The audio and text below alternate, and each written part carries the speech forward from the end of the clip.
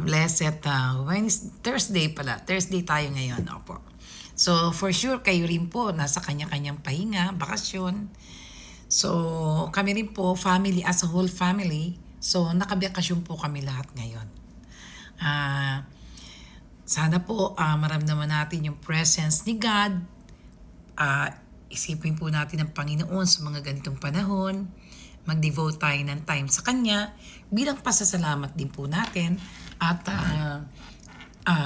maalala natin yung hirap ng ating Panginoon nung siya ay nagsakripisyo para sa atin. Kahit konting bagay, gumawa tayo, pagsisihan natin ang ating mga kasalanan sa ganitong mga panahon ng Holy Thursday, Holy Friday. Maramdaman natin yung presensya ng ating Panginoon at iparamdam natin sa Panginoong Diyos na kasama natin siya. Yun po ang pinakamaganda dito. Kasi bilang tao tayo, talagang na-occupy natin ang mga oras natin sa mga iba-ibang bagay, sa trabaho, sa mga problema, at kung ano-ano. Pero dapat marunong tayo magbigay ng priority. Ang dapat natin pina-priority ay si Lord. Bigyan natin siya ng sapat na oras at kasi pag inuna natin ang Panginoon natin sa buhay natin, talagang mararamdaman mo yung kanyang presensya eh. Mararamdaman mo yung buhay, ang Diyos sa buhay mo. Mararamdaman natin yung presence niya, pagmamahal niya. Sa totoo lang, ang sarap na makasama ng Panginoon. Bilang tao, dumanas na tayo na iba't ibang klase ng pagsubok. Nandun na yun, given na yan eh. Lahat ng tao makakaranas po niyan eh. Given na yan. So, ang sa atin sa ngayon, sa nangyayari sa ating mundo, na alam naman natin na rapture is coming. Parating na po. Kailan pa tayo magsisisi?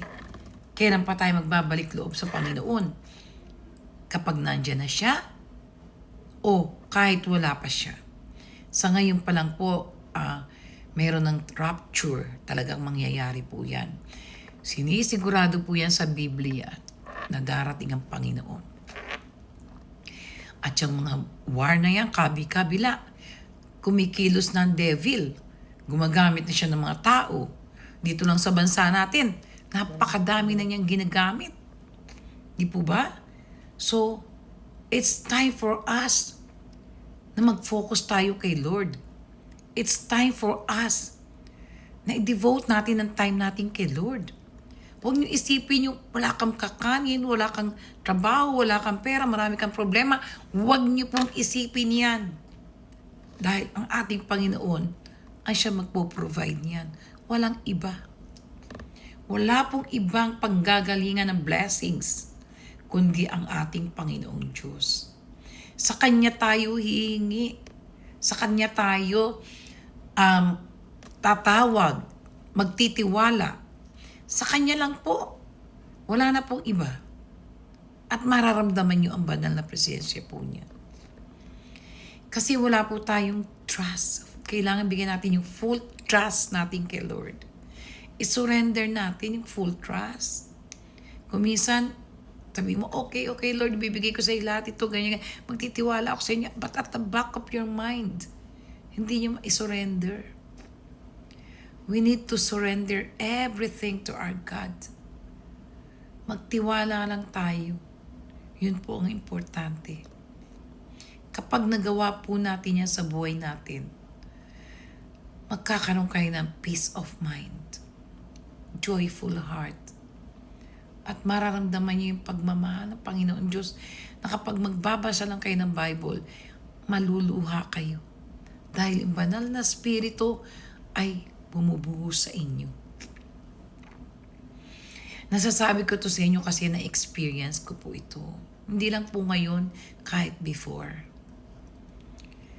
Yung pagbabasa ko po ng Biblia, siguro naka 10 times na po ako nito. Natatapos ko ang Bible. 10 times. Pero ngayon, ang ginagawa ko, siya na po yung kinukwento ko sa aking mga pamilya, sa aking mga anak. Siya na po yung topic Katulad po sa binabasa ko ngayon, nasa ano na po sila eh, nasa ano na po kami sa numbers. Kumbaga sa ano, ito na yung topic parati ng kwento. At natutuwa ako doon sa mga bata ha. Nakakatuwa sila. Alam nila kung ano yung nilalaman ng banal na Biblia. Mga estudyante pa lang po sila. Pero ramdam nila kung ano ang dulot, kung ano ang naragawa ng Bible, na pagbabasa nila ng Bible sa kanilang buhay. Kailangan po sa mga anak natin, ngayon pa lang, ipakilala natin yung Bible. Sa totoo lang po. Masaya ako kasi yung mga kabataan na kasama ko nananalangin, nagpe-pray every night, nagsisharing kami ng Bible, at nagbibigay din po ako ng exam sa kanila. May prize, syempre.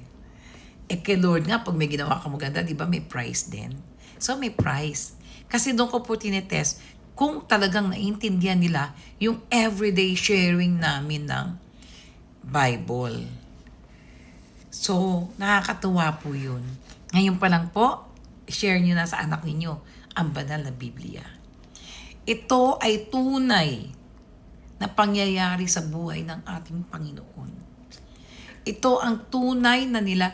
Dito nakasulat lahat-lahat para maramdaman nyo po ang kanyang banal na presensya.